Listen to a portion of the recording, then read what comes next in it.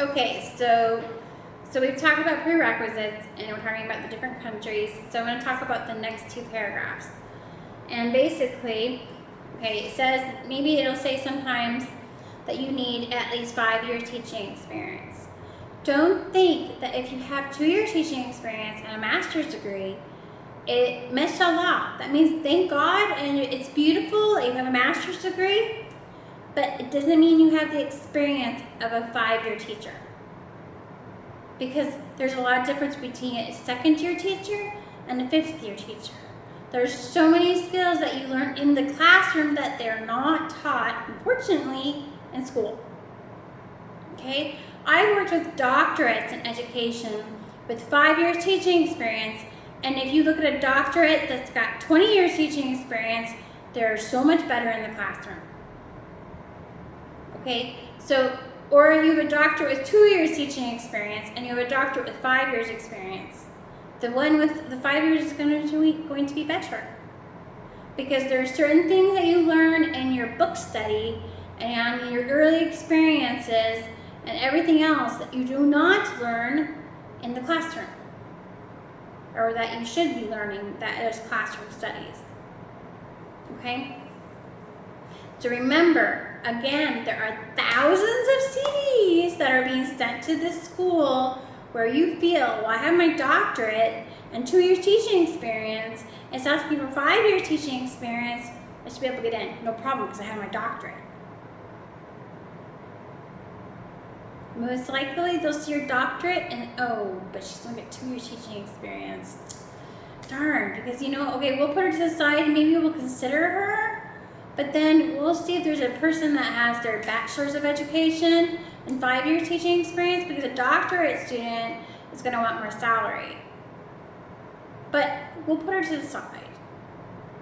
But they're not going to be putting you on top where you want to be taught or you want to be put, right? Okay. All right. A big one. A big whopper. Okay, and this is a little bit of a pet peeve for me, but I'm going to talk about it. I'm going to venture out there and talk about it. Okay? It says only native English speakers may apply. I know a lot of you hate this term, but I want you to think of it as this way. Switch it around. Okay? If it said only native Arabic speakers can apply, or only native French speakers can apply, or only native Swahili speakers can apply, or anybody who's native in Japanese, or any other language out there, are you going to feel offended if you don't speak it as a native speaker?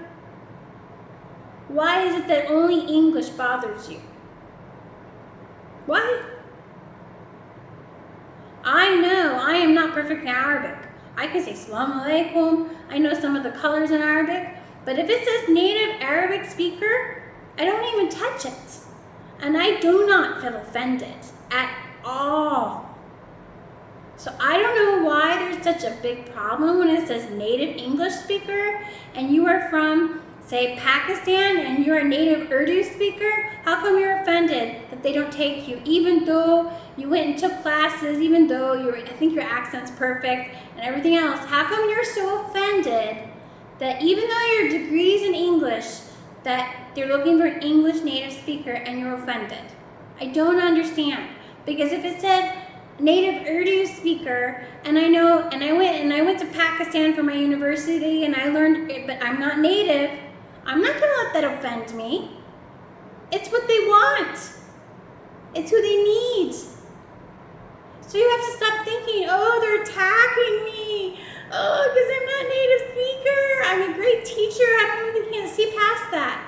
Because those schools need native speakers. That's it. There's native Tagalog. There's native French. There's native Urdu. There's native Hindi. If you don't have a native background, if you were not born and raised in that country, then you're not native. That's it. That's the end of that clause for me. That means it's enough. If it says looking for native English speakers, do not feel offended if you are not native. I think it's too much. Everybody's all worried about their different cultures being accepted, but you just have to look past it. It's not a school prerequisite, so don't apply. There's a school in Brunei. The Brunei government is looking for teachers that are English only speaking, okay? They don't even list America. Am I offended? Yeah, it'd be a great opportunity for me there. It's great money, but I'm not offended. Just because it says that I can't teach there doesn't mean I would like to experience it, but I'm not going to let it get under my skin. Oh, the Americans not accepted. Come on, people. Wake up. I'm sorry, but it really is a pet peeve because you think we're attacking you, but it's not anything about attacking anybody. You shouldn't take it personally. It's weird, honestly. Okay. I'm going to stop with that.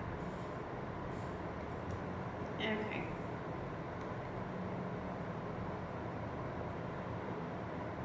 Okay. I've already talked about this part, so I'm just going to brush over it one more time.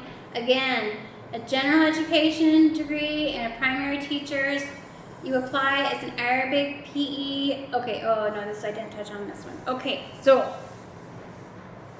if a school has posted that they're looking for general elementary education or primary education teachers, and you have a degree in Arabic, do not send me your CV. Do not send the school your CV. They are not looking for Arabic teachers. They're looking for general education or primary education teachers. If you have a degree in PE, do not send them your CV. Do not send me your CV unless I've asked you for a PE teacher. Because, again, we receive hundreds to thousands of different CVs every single year. And during the time that we are looking for teachers, we cannot be combated with the fact that you don't meet the prerequisites.